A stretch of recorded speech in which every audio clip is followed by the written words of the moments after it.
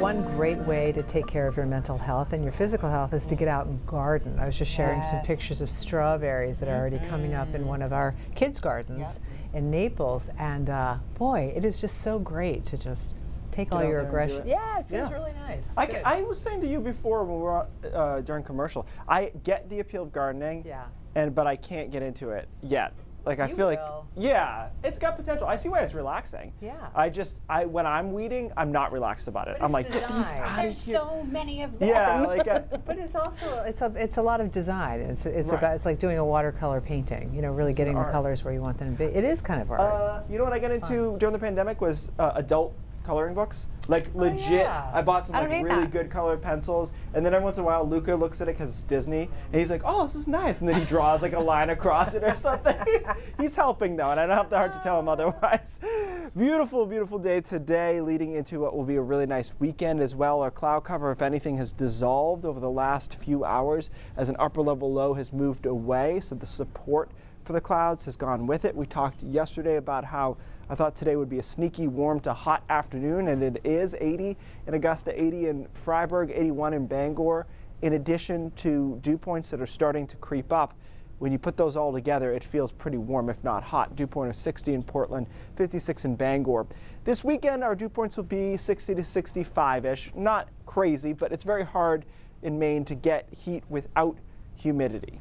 Sometimes in the spring and sometimes in the late fall, but otherwise it's just not going to happen. Those two coincide, the heat and the humidity. Tonight is mild, temperatures largely in the upper 60s and low 70s overnight tonight. By the time we get to tomorrow morning, we're right around 60 to 65, and then off to the races into the 80s before noon, almost everywhere, the exception being the far northern part of the state. And I think we get to the mid 80s, maybe briefly along the coastline, and then sea breeze. Inland, it's 85 to 90. It's a hot day. Couple of showers and storms you can see being depicted here in the afternoon. I buy that as a possibility. I don't think it's a widespread situation, though, so I didn't put it in the forecast. I think it is a very scattered type deal. And then Sunday looks hot as well, with more in the way of high, thin cloudiness. And I think the coast will be a little bit cooler on Sunday, but inland will be back into the mid 80s and upper 80s again on Sunday afternoon. Then a front approaches on Monday. That front on Monday will act to kind of squash the heat, temporarily at least, before we build it back late next week. So here's what we're thinking tomorrow: 85 or so over southern coastal Maine, 88 to 90 farther inland. And after that front comes through on Monday afternoon, Monday night, Tuesday, Wednesday, Thursday, Friday, all look pretty good to me. It's a good stretch of weather here. And it starts to get warmer, too, into mid to late next week, back into the mid 80s, especially away from the coastline.